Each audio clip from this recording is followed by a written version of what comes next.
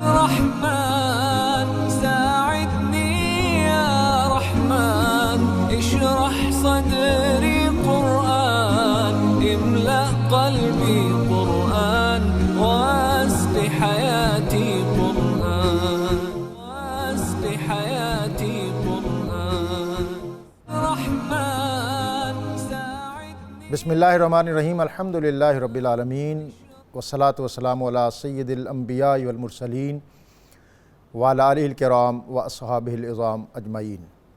اللہ رب العزت کے فضل اور نبی اکرم رسول محتشم صلی اللہ علیہ وسلم کی نظر کرم سے آج ہم 16ویں پارے کے مضامین سے اکتساب فیض کریں گے۔ ناظرین، نور قرآن میں آپ کا میزبان ہمیشہ کی طرح طاہر بخاری ایک مرتبہ پھر حاضر خدمت ہے۔ آج ہم سورہ کہف اور سورہ مریم کے مضامین جو ہیں ان کو بطور خاص دیکھیں گے۔ سورہ مریم میں اللہ رب العزت ارشاد فرماتا ہے، یا ابت انی قد جاءنی من العلم ما لم یأتک فاتبعنی اہدک صراطا سویا۔ حضرت ابراہیم اپنے والد آزر سے کہتے ہیں کہ میرے پاس جو علم ہے وہ آپ کے پاس نہیں ہے، آپ میری پیروی کریں، میں تمہیں راہ ہدایت پر لے چلوں گا۔ ناظرین، یہ کون سا علم ہے جو جناب ابراہیم کے پاس ہے لیکن آزر کے پاس نہیں ہے؟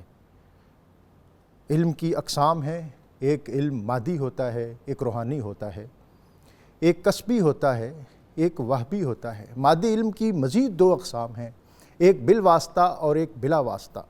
اللہ تعالیٰ نے انسان کو حواس عطا کیے ہیں، قوت ذائقہ، شامہ، لامسہ، باصرہ، ذائقہ۔ یہ حواس جب محسوس کرتے ہیں تو اس کو علم کہتے ہیں، اور ان محسوسات کو جب عقل کے سامنے پیش کیا جاتا ہے تو اس کو علم بالعقل کہتے ہیں۔ لیکن علم سے ہماری مراد یہاں یہ علم نہیں ہے، بلکہ علم سے ہماری مراد وہ علم ہے جو سرا پردہ غیب سے انبیاء پہ نازل ہوتا ہے۔ علم اس کو بھی کہتے ہیں، لیکن اس پر علم کا جزوی اطلاق ہوتا ہے۔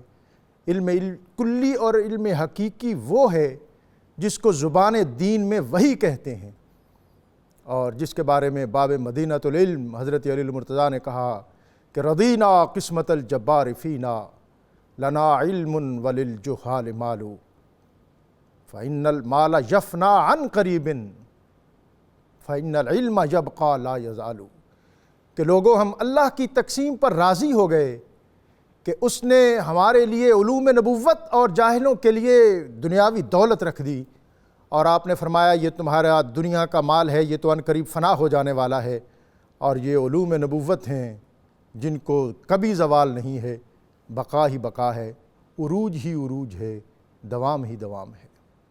اور علم کے جو مترادفات تھے، قرآن کہتا ہے کہ یہ علم نہیں ہے بلکہ ظن ہے، وَمَا لَهُمْ بِهِ مِنْ عِلْمٍ إِن يَتَّبِعُونَ إِلَّا الظَّنَّ وَإِنَّ الظَّنَّ لَا يُغْنِي مِنَ الْحَقِّ شَيْئًا۔ قرآن کہتا ہے کہ ان کے پاس علم نہیں ہے، ظن ہے، گمان ہے، اور ظن اور گمان کبھی حق کی جگہ نہیں لے سکتا۔ زندگی کا سفر، ازل سے لے کر ابد تک کا سفر، یہ تذبذب اور تشکیک کی کشتی شکستہ پہ نہیں ہو سکتا۔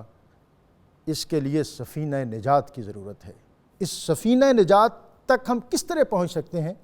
اس کے لیے ہمیشہ کی طرح آج ہمارے اسکالر موجود ہیں، ہم ان سے اکتساب علم کریں گے۔ ان تک جانے سے پہلے آج کا اسم مبارک الواحد، تنہا، یگانہ، ایک، جو نہ تقسیم ہو اور نہ دو ہو سکے۔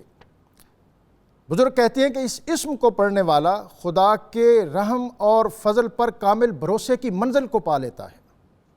ہمارے آج کے مہمان ہمیشہ کی طرح مفتی محمد القادری صاحب، السلام علیکم۔ وعلیکم السلام ورحمۃ اللہ۔ ہمارے آج کے دوسرے مہمان میرے دل کے بہت قریب بیرسٹر صاحبزادہ سید وسیم الحسن نقوی، السلام علیکم۔ وعلیکم السلام آپ ڈاکٹر کو صاحب، خوش آمدید۔ تھینک یو ویری مچ جی۔ یہ نقوی کیا ہے؟ یہ نقوی ہے کیونکہ ہم سادات ہیں جی، اور اب امام نقی علیہ السلام کی اولاد میں سے ہیں، تو اس لیے اس نسبت سے بزرگوں کے آپ نام تو سے یہ اعتراف ہی نہیں کرتے، نہ ائمہ اہل بیت کا اس اعزاز کے ساتھ تذکرہ کرتے ہیں، اور نہ اپنے نام کے ساتھ یہ نسبتیں جو ہیں ان کو نمایاں کرتے ہیں۔ یہ بہرحال یہ بھی آپ کا امتیاز ہے۔ ناظرین، بر صغیر میں جو معروف علمی دبستان تھے، رامپور تھا، خیرپور خیر آباد، دہلی، میں پاکستان کے اندر خطابت کے اگر دبستان کی بات کروں تو حافظ آباد کا جو دبستان خطابت ہے سید وسیم الحسن نقوی، اس کے اس وقت سرخیل ہیں. میں آپ کو بہت خوش آمدید thank you very much doctor صاحب. اور ہمارے حمد خان قاری غلام مرتضیٰ رضوی، آپ کو ایک مرتبہ پھر خوش آمدید. شکریہ. حضرت سورہ کہف ہے، اور سورہ کہف جو ہے یہ بہت دلچسپ ہے، اور اس کے مضامین جو ہیں ان کے اندر بہت تنوع ہے. ام حسبت ان اصحاب الکہف والرقیم کانوا من آیاتنا عجبا، اور اس میں پھر حضرت موسیٰ اور حضرت خضر کا واقعہ، اور اس میں پھر وکانا ابوہما صالحا. تو آپ خیر الکلام ما کلا و دلہ، یہ ساری چیزیں اگر پھیلیں تو شاید کتنے دنوں تک آپ کا لیکچر چل سکتا ہے، لیکن آپ یقیناً اس کو کوزے میں بند کریں گے. بسم اللہ الرحمن الرحیم. ڈاکٹر صاحب، سب سے پہلے میں ناظرین کے سپرد وہ روایات کرنا چاہتا ہوں جو سورہ کہف کی فضیلت پر موجود ہیں، تاکہ ہم اس سورت کو پڑھنے کی ترغیب حاصل کریں اور اس کو اپنے معمولات میں شامل کریں. بہت ساری احادیث ہیں سورہ کہف کی فضیلت کے بارے میں، خصوصاً جمعے والے دن اس سورت کو پڑھنے کے لیے خاص طور پر حدیث میں تلقین ہے. جمعے والے دن اس سورت کو بطور خاص جمعرات والے دن شام غروب آفتاب سے لے کر جمعے والے دن غروب آفتاب تک، یہ جو سارا دورانیہ ہے، کسی بھی وقت، لیکن اسپیسیفک شب جمعہ کو اس کے پڑھنے کے بارے میں یہ فرمایا گیا ہے کہ آئندہ جمعے تک اس شخص کے دل کو اللہ تعالیٰ روشن رکھتا ہے جو سورہ کہف پڑھتا ہے. سبحان اللہ. دوسری اس کی فضیلت میں یہ ہے کہ جو جمعے والے دن سورہ کہف پڑھے تو آئندہ جمعے تک اس شخص کے مقام سے لے کر بیت اللہ تک اللہ تعالیٰ ایک روشنی اور نور کو جلوہ افروز کر دیتا ہے. اور اس نور کو پھر ملائکہ پہچان کر کہتے ہیں کہ یہ فلاں شخص کا نور ہے جس نے سورہ کہف پڑھی ہے. یہ بڑی فضیلت کی بات ہے، پڑھیں. تیسری بات یہ ہے کہ یہ سورت پڑھنے والے کے لیے فتنہ اور فساد اور خصوصاً فتنہ دجال سے بھی محفوظیت کا باعث ہے. یعنی کہ حدیث پاک میں جس نے اس سورت کی ابتدائی 10 آیات پڑھیں، در بعض روایت میں آخری 10 آیات پڑھیں، اللہ تعالیٰ اسے فتنہ دجال سے بھی محفوظ رکھے گا. حتیٰ کہ اگر دجال اس کے سامنے آ کر کھڑا ہو گیا اور اس نے یہ آیات پڑھ لیں تو اس سے کوئی ضرر اور تکلیف نہیں پہنچا سکے گا. وہ خاص آیات ہیں کوئی، یہ ابتدائی 10 آیات یا آخری 10 آیات؟ بہتر تو یہ پوری سورہ کہف ہی پڑھا کریں، ورنہ پہلی 10 آیات بھی پڑھیں اور آخری 10 آیات بھی پڑھا کریں. اور تیسری بات، میں ایک آخری بات کہہ دوں اس سورت کی فضائل کے بارے میں، کہ جب یہ سورت اتنے بڑے فتنے سے حفاظت کا باعث ہے تو یقیناً جو اس سے چھوٹے فتنے ہیں اس سے بھی حفاظت کا باعث بنے گی. لہٰذا اس سورت کو اپنے معمولات میں شامل کریں کہ جمعے والے دن میں نے سورہ کہف ضرور پڑھنی ہے. اب ہم آتے ہیں اس واقعہ کی طرف جو علوم تکوینیہ کے عظیم سرخیل. میں ایک چھوٹی سی بات یہ پوچھ لوں کہ اس کے جو مضامین ہیں یہ بظاہر تو لگتے ہیں کہ مدینہ منورہ کا اس میں ماحول ہے، مکہ مکرمہ میں، لیکن یہ سورت ہے مکہ مکرمہ میں نازل ہوئی ہے. اور مختلف، چونکہ اس سورت پاک کا کوئی ایک شان نزول نہیں ہے، متعدد آیات کے مختلف شان نزول ہیں، مختلف مناسبتوں سے اس کی آیات اترتی رہی ہیں. اس میں مختلف واقعات ہیں انبیاء اکرام علیہ السلام کے، اور اس میں پڑھنے والے کے لیے بہت سارے اسباق اور دروس ہدایت ہیں. خاص طور پر اصحاب کہف کا اس میں واقعہ ہے، اور اس کے ساتھ حضرت موسیٰ و حضرت خضر علیہ السلام کا واقعہ. وہ واقعہ اس کا اجمالی تذکرہ میں کر دوں، وہ اس طرح ہے کہ حضرت موسیٰ علیہ السلام اپنی قوم میں خطاب کر رہے تھے تو کسی نے کھڑے ہو کر پوچھا کہ حضور اس وقت سب سے بڑا عالم کون ہے؟ تو آپ نے فرمایا میں ہوں اور کوئی نہیں ہے. یہ خطابت جو ہے نا جناب، یہ پھر جب عروج پر ہوتی ہے تو پھر ایسے ہی لگتا ہے. تو اللہ تعالیٰ کو یہ بات پسند نہیں آئی. جب اللہ تعالیٰ کو اپنے کلیم کی یہ بات پسند نہیں آئی تو میں اور آپ جیسے، ہم جیسے لوگ اگر کسی وصف پر اس طرح کی اطرائیں اور تکبر کا اظہار کریں تو یقیناً اس بارگاہ میں یہ سخت. لیکن بہرحال یہ حجاب اکبر تو ہے. بالکل ہے. علم کے ساتھ عاجزی نصیب ہو جائے تو بڑے فضل اور رحمت والی بات ہے۔ اللہ تعالیٰ نے تو موسیٰ علیہ السلام کی طرف وحی فرمائی کہ آپ سے بڑا بھی ایک عالم ہے اور ان کا نام ہے خضر، تو آپ ان سے ملیے، اور پھر مقام بتایا وہ کہاں ملاقات ہوگی۔ تو حضرت خضر علیہ السلام نے جب یہ سنا تو آپ میں شوق بڑھا کہ مجھ سے بڑا عالم بھی ہے تو مجھے جا کر ان سے کوئی علم کی باتیں سیکھنی چاہیے۔ اس سے یہ سبق حاصل ہوتا ہے کہ کوئی شخص کتنا بھی علم حاصل کر لے، اگر اس کو مزید علم کے کہیں پر آثار نظر آئیں تو اس کی جستجو رکھنا چاہیے۔ اور حضرت موسیٰ علیہ السلام جیسا جلیل القدر پیغمبر، جی ہاں، وہ اس اور کی اپنے ترغیب دلا رہے ہیں۔ نقطہ عروج اور کمال پر کلیم اللہ، تو آپ نے اپنے جو آپ کے اسسٹنٹ تھے اور آپ کے وصال کے بعد آپ کے خلیفہ بھی بننے تھے، یوشع بن نون علیہ السلام، جن کا مزار انور بغداد شریف میں ہے، ان کو ساتھ لیا، اور آپ نے اللہ تعالیٰ نے فرمایا کہ اس کی نشانی یہ ہوگی کہ موسیٰ آپ ایک مچھلی کو بھون کر رکھ لیں اور سفر کریں آپ۔ یہ دو دریاؤں کے، دو سمندروں کے درمیان میں ایک مقام آئے گا جو دو دریاؤں اور سمندروں کا سنگم ہے، وہاں پر یہ مچھلی خود بخود جو بھنی ہوئی ہے، جو مر چکی ہے اور بھنی ہوئی ہے، بس کھانا ہے اس کو، وہ مچھلی زندہ ہو کر پانی میں گرے گی، اور جہاں گرے گی وہاں پانی کے اندر سرنگ بنتی چلی جائے گی۔ اس مقام پر آپ کو ہمارا ایک بندہ ملے گا جس کا نام خضر ہے۔ حضرت خضر، یہ لفظ خضر بھی پڑھتے ہیں، اس کو خضر بھی پڑھتے ہیں اور خضر بھی پڑھتے ہیں، اس کا معنی ہوتا ہے سرسبز۔ سبحان اللہ۔ حضرت خضر علیہ السلام جہاں پر بیٹھتے ہیں وہاں پر گھاس اگاتی ہے اور وہ جگہ سرسبز و شاداب ہو جاتی ہے، سبحان اللہ۔ اس وجہ سے آپ کو خضر کہا جاتا ہے، ورنہ اصل نام آپ کا بلیہ بن ملقان ہے۔ اور تفسیر ساوی میں مشائخ امت کا یہ قول لکھا ہوا ہے کہ جس کو حضرت خضر علیہ السلام کا اور ان کے والد کا نام یاد ہو جو بلیہ بن ملقان ہے، اللہ تعالیٰ اس کو ایمان پر موت عطا کرے گا۔ سبحان یہ اس نام کی بڑی برکت ہے۔ سبحان اللہ۔ یہاں میں ضمناً یہ بھی عرض کر دوں کہ کیا حضرت خضر علیہ السلام نبی ہیں یا ولی ہیں؟ امت کے علماء کی مختلف آراء رہی ہیں، لیکن جمہور علماء کا یہ بھی کہنا ہے کہ آپ اللہ تعالیٰ کے نبی ہیں۔ دوسری خاص بات یہ بھی کہہ دوں، پھر اگلے پورشن میں واقعے کی ہم تکمیل کریں گے، کہ حضرت خضر علیہ السلام کیا آج بھی زندہ ہیں یا آپ کا وصال ہو چکا ہے؟ اس بارے میں محققین کی دو آراء ہیں۔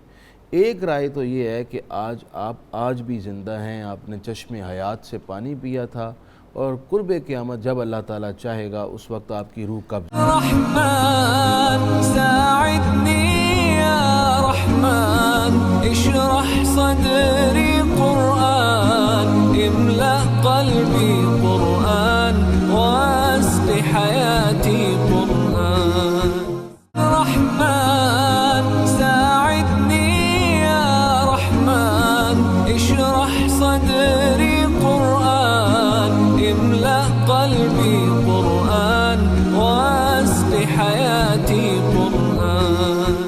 میں سعودہ صاحب آپ سے جاننا چاہوں گا، اسی آیت اور انہی مضامین کو آپ کے آگے رکھتا ہوں، آپ رہنمائی فرمائیں۔ اس میں جو بسم اللہ الرحمن الرحیم، یہ جو سورہ کہف ہے یہ ایکچولی ہجرت حبشہ سے پہلے نازل ہوئی ہے، ہجرت حبشہ سے پہلے، ہجرت حبشہ سے پہلے، اور اس وقت بالکل اوائل دور ہے پھر۔ جی بالکل اوائل دور ہے۔ اور ہجرت حبشہ میں جب سارے گئے تھے اس وقت پیغام لے کے، وہاں پہ بادشاہ جو نجاشی تھا، جو کرسچین گورنمنٹ تھی وہاں پہ، تو جو مکہ کے جو لوگ تھے، جو کافر تھے، جو رسول اللہ صلی اللہ علیہ وسلم کے دشمن تھے، انہوں نے یہ تصور کیا کہ اب یہ کیونکہ پیغام پھیل، انہوں نے پہلے تو رسول اللہ صلی اللہ علیہ وسلم کے پیغام کو سیریس نہ لیا اور مذاق اڑاتے، لیکن جیسے جیسے وہ پیغام کی طاقت جو تھی وہ خود اپنے آپ کو منوا لیتی تھی، لوگ اسلام کو قبول کرنا شروع ہو گئے، اور پھر جب انہوں نے دیکھا کہ لوگ دھڑا دھڑ اسلام میں داخل ہو رہے ہیں تو پھر انہوں نے تشدد شروع کر دیا، مارنا شروع کر دیا، تکالیف دینی شروع کر دی۔ تو ان حالات میں پھر وہاں سے ہجرت حبشہ جو پہلی اسلام کی ہجرت ہے وہ اس کا پیغام ملا۔ اور دوسری طرف جب کفار مکہ کو یہ پتہ چلا کہ وہ حبشہ کی طرف ہیں، اور پھر مدینہ طیبہ میں بھی اس وقت تک پیغام پہنچ چکا تھا، اور مدینہ طیبہ میں کیونکہ عرب کے لوگ جاہل تھے لیکن مدینہ طیبہ میں وہ لوگ بھی تھے جو صاحب کتاب اپنے آپ ظاہر ہے یہود کی اکثریت تھی، اگرچہ یہود کی انصار اکثریت وہاں کے لوکل تھے لیکن وہاں پہ ڈومینیشن جو تھی جی وہ بالکل یہود کی بالکل تھی، یہودیوں کی تعلیم بھی ان کے پاس تھی اور سرمایہ بھی ان کے پاس تھا، باغات بھی، ہر چیز ان کے پاس تھی۔ تو انہوں نے کہا کہ اب وہ حبشہ میں جب گئے ہیں تو پیغام اتنی طاقت ہے کہ کہیں وہاں پہ یہ اسلام کی جو ہے وہ ایک شمع ایسی روشن ہو جائے جس کے ساتھ جو ہے وہ حکومتی طاقت بھی ہو، ریاستی طاقت بھی ہو، تو ہمیں اس کا مقابلہ کرنا چاہیے علمی حوالے سے بھی۔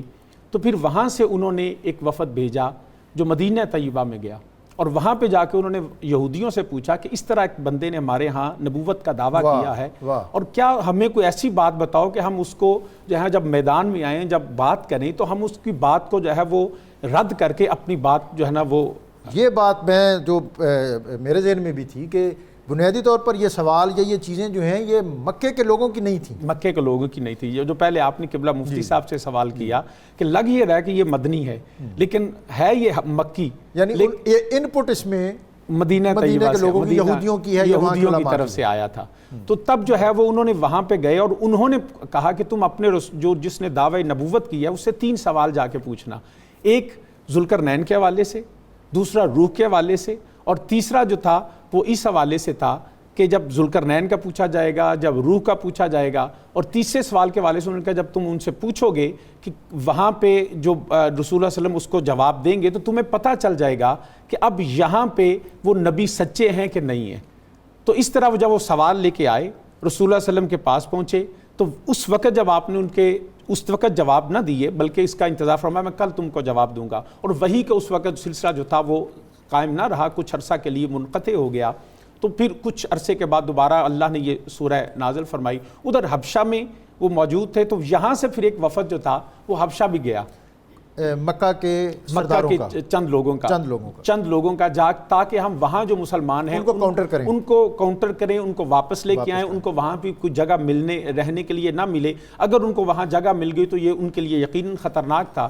تو تب جو ہے وہ جب وہاں حبشہ پہنچے تو وہاں پہ نجاشی کی حکومت تھی، انہوں نے پہلے اچھا یہ بھی ہے کہ جو رشوت کا بازار آج گرم ہے یہ بھی اس وقت وہاں پہ شروع ہوا، یعنی انہوں نے جا کے مکے کے لوگوں نے وہاں کوئی لابنگ بھی کی، اور لابنگ سے پہلے انہوں نے یہ کیا کہ ان کو پتہ کیا کہ ان لوگوں کو پسندیدہ کیا چیزیں ہیں، اور وہ یہاں سے وہ تحائف لے کے گئے، اور وہاں کے جو ان کے مذہبی رہنما تھے جو اس وقت بڑی کرسیوں پہ بیٹھے ہوئے تھے بادشاہ کے دربار میں، عمائدین تھے، جو ان کے پوپ تھے، جو ان کے راہبر تھے دینی، ان کو جا کے وہ تحائف دیے، اس طرح بادشاہ کو تحائف دیے، اور جب ان کو موقع ملا اور انہوں نے پہلے ان علماء سے جو ان کے اپنے کرسچین علماء تھے ان سے کہا کہ جب ہم بات کریں تم ہماری تائید کرنا، اور وہ بدقسمتی سے وہ مال لے کے وہ تحائف لے کے انہوں نے کہا جی ہم بالکل کریں گے، اور یہ سلسلہ آج تک بھی چلا آ رہا ہے بدقسمتی سے کہ جو علماء سو ہیں وہ آج بھی یہی کرتے ہیں کہ پیسوں کے نام پہ فتوے بیچ دیتے ہیں، پیسوں کے نام پہ مال لے کے اقتدار کی وجہ سے اپنا دین ایمان بھی چھوڑ دیتے ہیں۔ تو اس وقت پھر جب انہوں نے جا کے وہاں سے پھر انہوں نے کہا جی ہم عرب سے آئے ہیں اور آپ کے پاس ہمارے کچھ بندے ہیں جنہوں نے ہمارے مذہب کو چھوڑا ہے اور بہت بڑا نعوذ باللہ فتنہ ہے جو تمہارے لیے بھی جو ہے وہ فتنہ بن سکتے ہیں، تو ان کو ہمارے حوالے کر دو۔ تو نجاشی نے پھر کہا کہ وہ ہم نے تو ان کو پناہ دی ہوئی ہے، ہم کیسے ان کو نکال سکتے ہیں، لیکن وہ جنہوں نے تحائف لیے ہوئے تھے انہوں نے کہا جی دے دیں، اس سے کیا فرق پڑے گا، لیکن اس نے کہا نہیں پہلے میں ان دونوں کی باتوں کو سنوں گا۔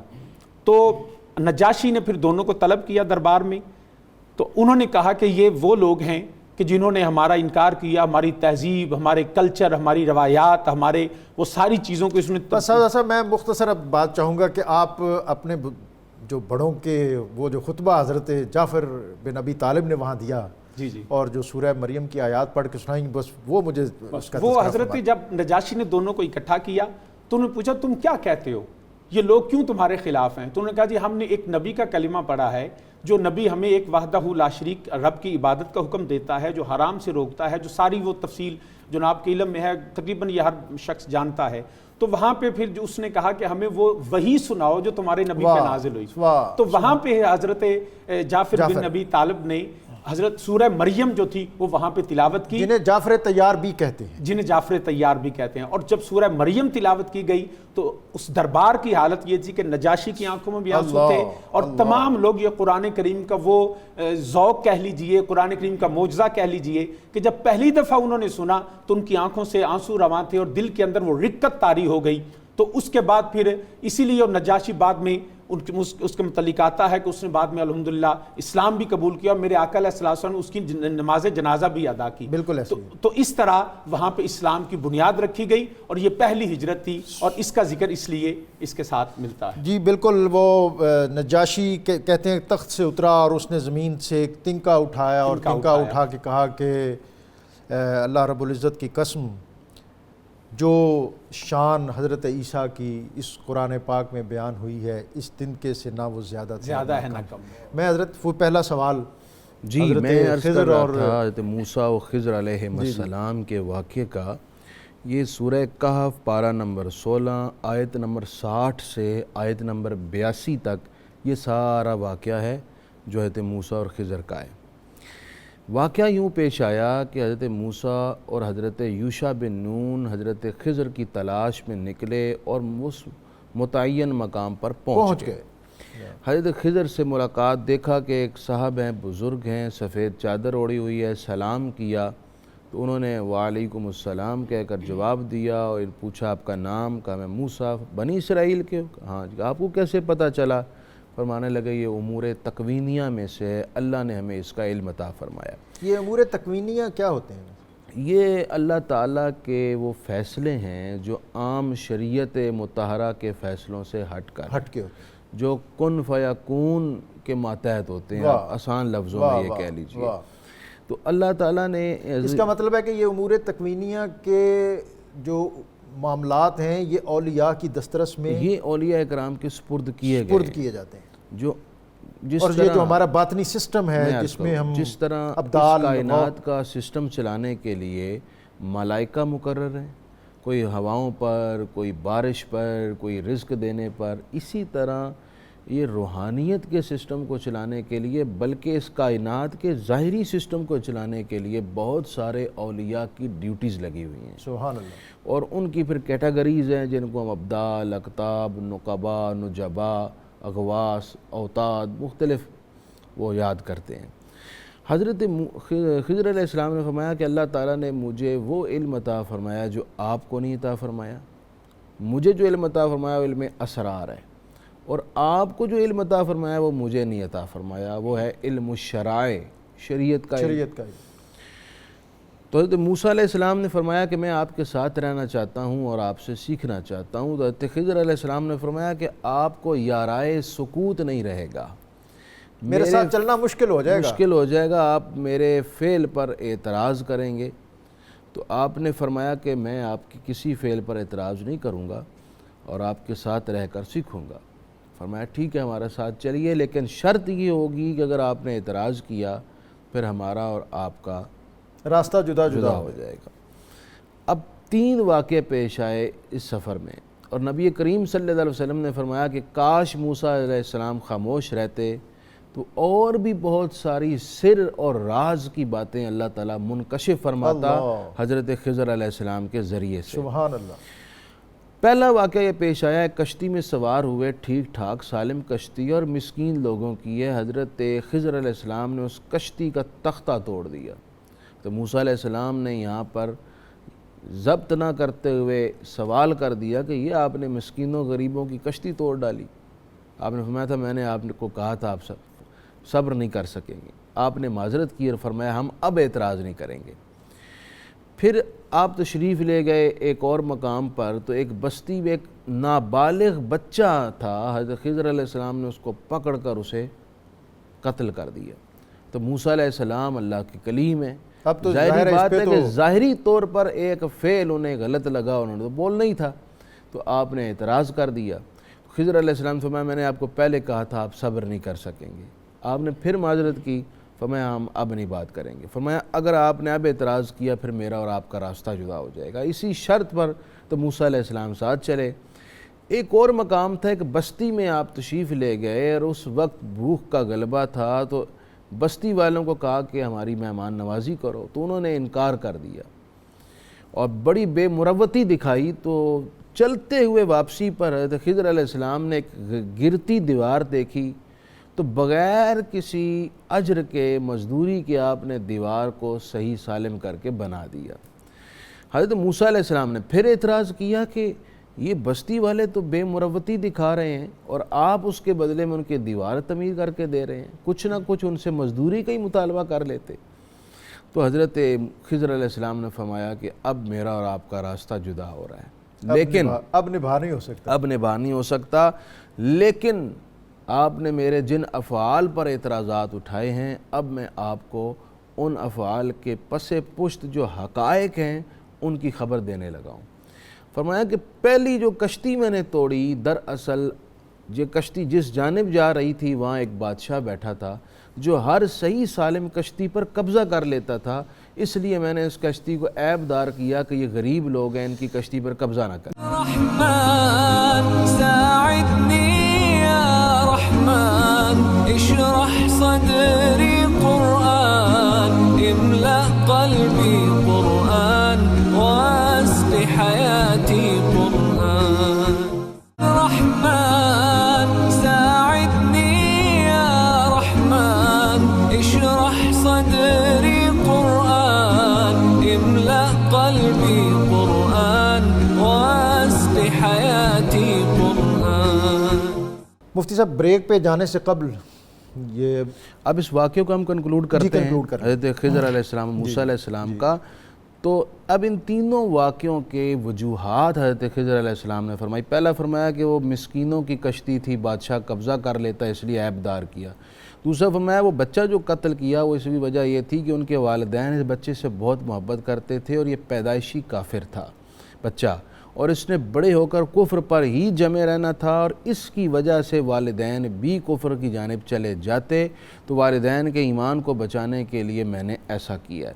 اور تیسرا جو واقعہ تھا کہ آپ خضر علیہ السلام نے مسکینوں کی بچوں کی دیوار بنا دی، تو فرماتے ہیں اس کی وجہ یہ تھی کان ابوہما صالحا، اور بچوں کا والد بڑا نیک پرہیزگار آدمی تھا، تو ان بچوں کا خزانہ اس دیوار کے نیچے تھا، دیوار گر جاتی تو لوگ خزانہ نکال کر کے ہڑپ جاتے۔ تو اب اللہ تعالیٰ یہ چاہتا تھا کہ یہ خزانہ دبا رہے، بچے جوان ہو جائیں تو پھر اللہ ان کے ذہن میں ڈالے گا، خزانہ نکال کر یہ استعمال کریں گے۔ اچھا، یہ ایک سوال اس میں ذہن میں آتا ہے کہ جرم نہ کیا ہو ابھی جی، اور اس کی آپ سزا دے دیں، میں اب یہ اس بارے میں بھی عرض کر دوں۔ چونکہ حضرت خضر علیہ السلام اللہ تعالیٰ کے مقرب ہیں، اللہ تعالیٰ کا حکم تھا تو انہوں نے ایسا کیا۔ وہ محققین میں بہت سارے فرماتے ہیں کہ آپ نبی ہی ہیں۔ وہ علم و اسرار کی بدولت، علم لدنی کی بدولت اللہ کے حکم کے تابع تھے، آپ نے ایسا کیا جو اللہ تعالیٰ چاہتا تھا۔ لہٰذا جو اللہ چاہے ہماری عقل میں وہ کام درست ہے یا درست نہیں ہے، وہ عین تابع داری اور درست کام ہوتا ہے۔ دوسری بات یہ کہ یہ صرف حضرت خضر علیہ السلام کے ساتھ خاص تھا۔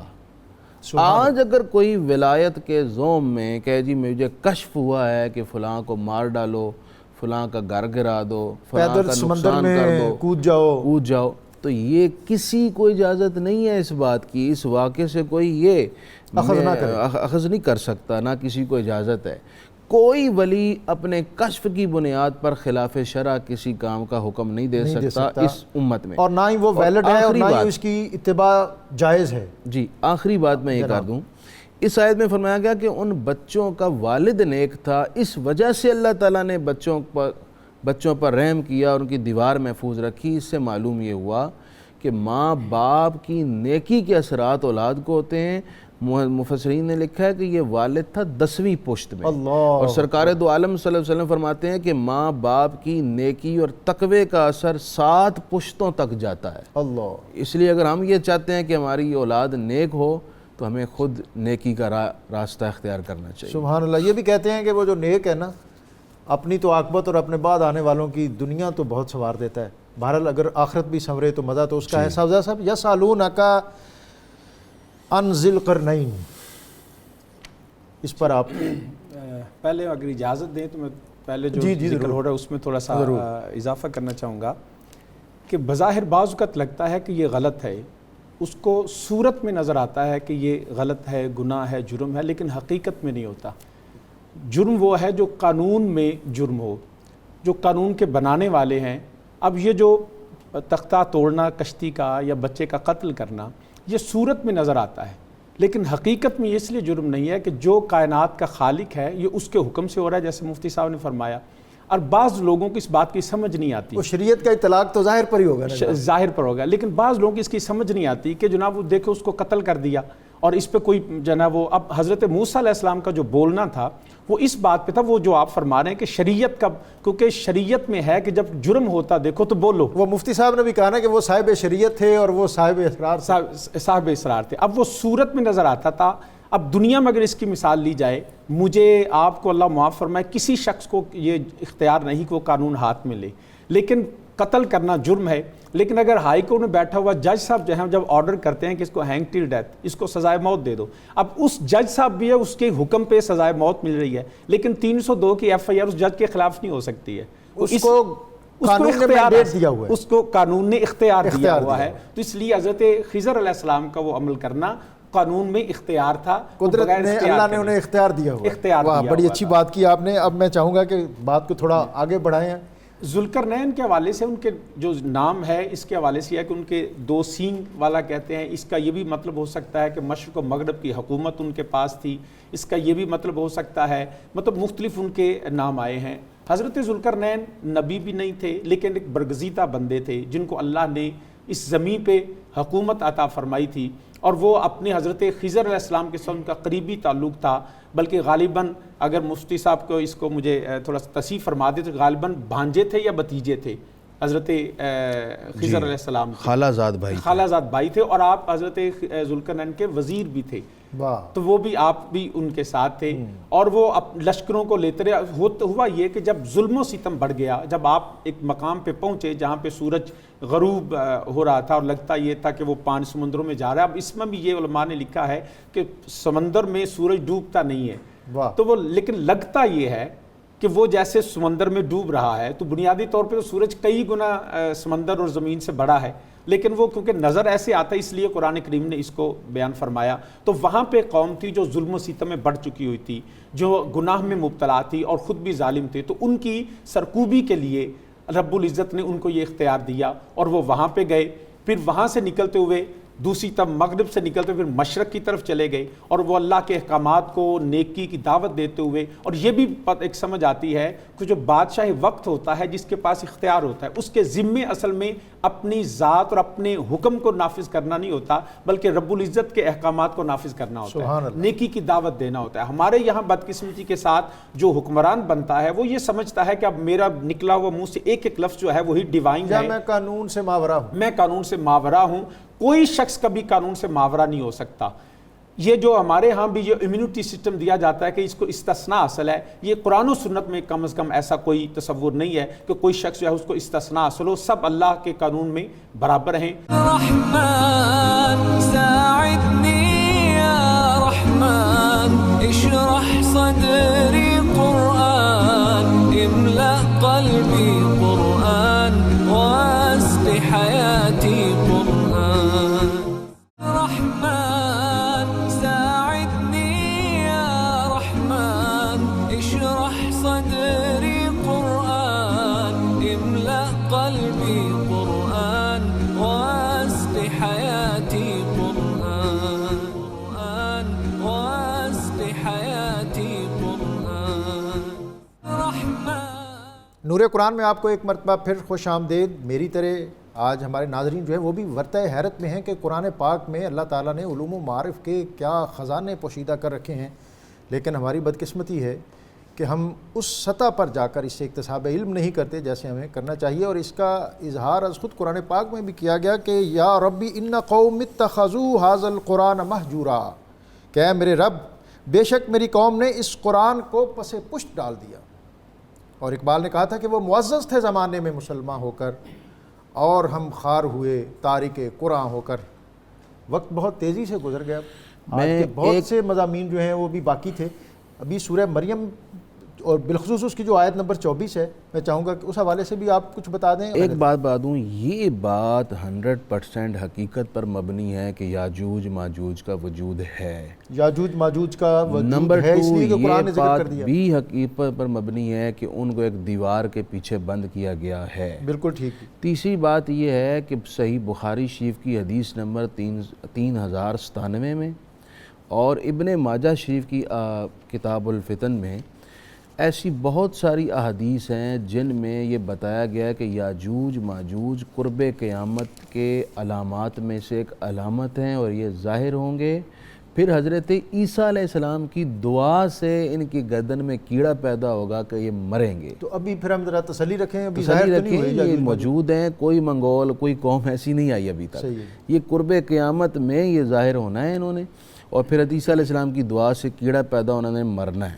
تو اللہ تعالیٰ جس چیز کو چھپانا چاہے اس کو کوئی ظاہر نہیں کر سکتا, اور جس کو اللہ ظاہر کرنا چاہے اسے کوئی چھپا نہیں سکتا. آیت نمبر 24 ہے سورہ مریم کی, بڑا اہم میسیج ہے ڈاکٹر صاحب اس میں. جناب وہ یہ کہتے عیسیٰ علیہ السلام کی والدہ ماجدہ حضرت سیدہ مریم سلام اللہ علیہا, حضرت عیسیٰ کی ولادت ہو گئی تو آپ بڑی پریشان تھی کہ میں پاک دامن ہوں, مجھ پر تو لوگ تانا زنی کریں گے, انگلیاں اٹھائیں گے. بڑی پریشان تھیں اور ایک درخت کے نیچے بیٹھی ہوئی تھیں, تو اور بھوک اور پیاس کی بھی کنڈیشن تھی. تو اللہ تعالیٰ نے فرمایا اللہ تحزنی قد جعل ربکی تحتکی سریہ. حضرت جبرائیل وہاں آئے, انہوں نے اپنا پر مارا, نیچے سے ایک نہر جاری ہو گئی, چشمہ جاری ہو گیا. فرمایا تم پریشان نہ ہو, اللہ نے تمہارے لیے پانی جاری کر دیا. پھر فرمایا وَحُزِّي إِلَيْكِ بِجِذْعِ النَّخْلَةِ تُسَاقِطْ عَلَيْكِ رُطَبًا جَنِيًّا. کھجور کا درخت تھا خشک, آپ نے فرمایا اس کی ٹہنی کو کھینچو. آپ نے جیسے ہی ہاتھ لگایا وہ ہرا بھرا ہو گیا اور کھجوریں گرنا شروع ہو گئیں اور آپ نے کھائیں. یہاں سے دو اہم سبق ہیں. ایک سبق یہ ہے کہ اللہ تعالیٰ جس کے لیے چاہے خلاف عادت خلاف معمول وسائل عطا فرما دے. دوسرا اہم ترین میسیج یہ ہے کہ یہی سیدہ مریم ہیں جو محراب میں عبادت کرتی ہیں اور بے موسم کے پھل خود بخود آ جاتے ہیں, لیکن جب اولاد ہو گئی تو اللہ نے فرمایا کہ کھجور کی ٹہنی کھینچو تو پھر کھجور ملے گی.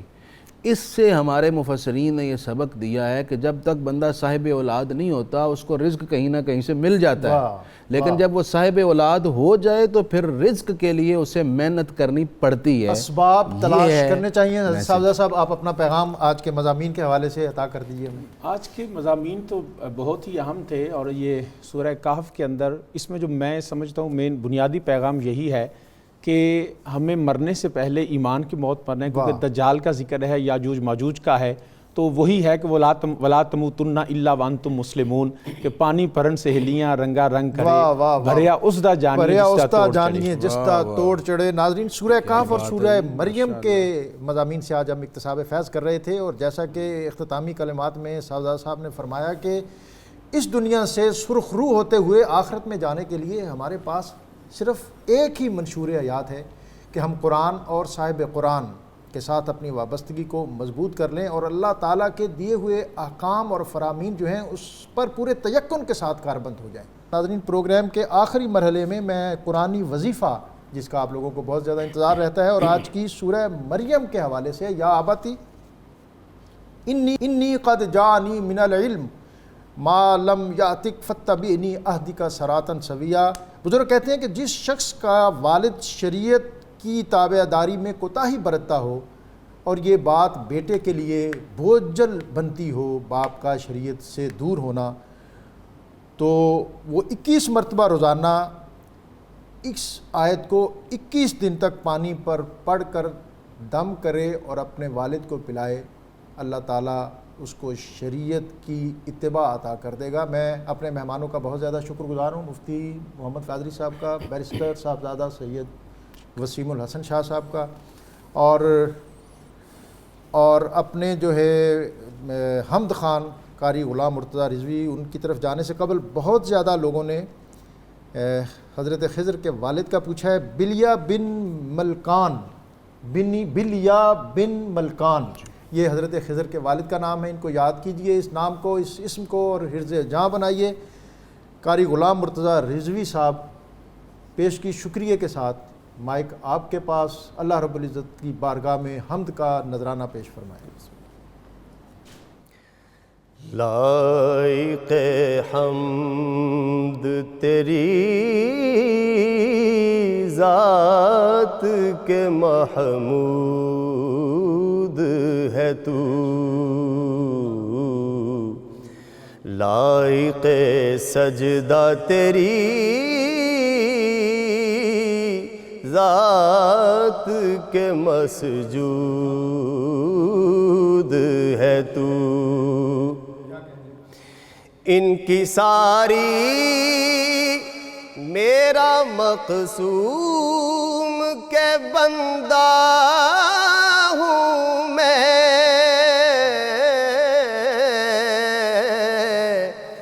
ان کی ساری میرا مقسوم کے بندہ ہوں میں، خود نمائی تیرا دستور کے معبود ہے تو، خود نمائی تیرا دستور کے معبود ہے تو، بعد اتنا کہ کبھی آنکھ نے دیکھا نہ تجھے، بعد اتنا کہ کبھی آنکھ نے دیکھا نہ تجھے، قرب اتنا کہ میری جان میں موجود ہے تو، قرب اتنا کہ میری جان میں موجود ہے تو،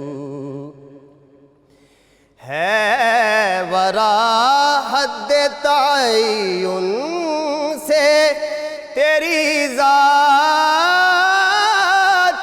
قدیم، ہے ورا حد تعین سے تیری ذات قدیم،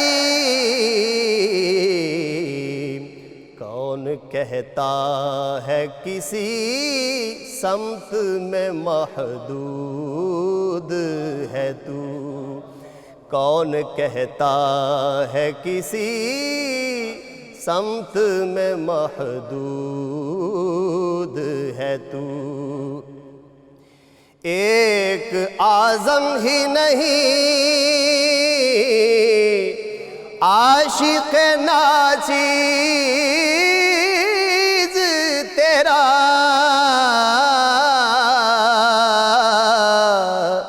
ایک اعظم ہی نہیں عاشق ناچیز تیرا،